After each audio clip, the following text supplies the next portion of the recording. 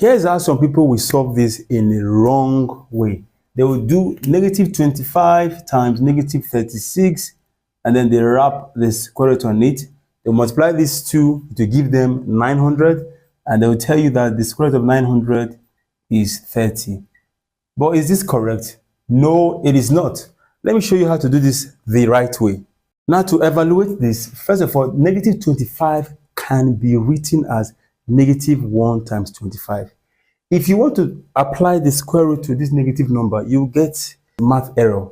So what we can do, because this is going to give us an imaginary unit of an imaginary number, negative 25 can be written as negative 1 times 25. Of course, you agree, right?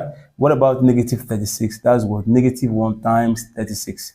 So I will rewrite this as negative, as the square root of negative 1 times the square root of 25, then times the square root of negative 1 again, times the square root of 36.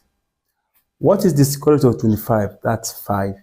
So I have 5. But what about the square root of negative 1 and also this one here?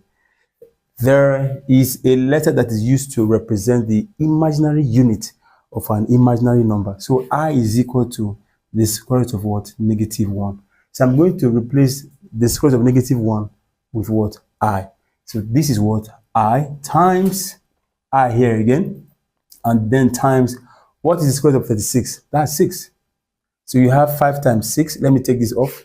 So 5 times 6 is what? 30. And I times I is I squared. Remember, I said I is equal to what? The square root of negative 1. This is the imaginary unit, by the way. Now, if you square, because this is I squared, when you square this one, you get I squared. But you also have to square this. So this I squared is now equal to, this square will cancel the square root, giving you what? Negative 1. So I squared is equal to negative 1. I'm going to replace I squared with what? Negative 1. And 30 times negative 1 is what? Negative 30. So this is the correct answer and not 30. I'll see you in the next video.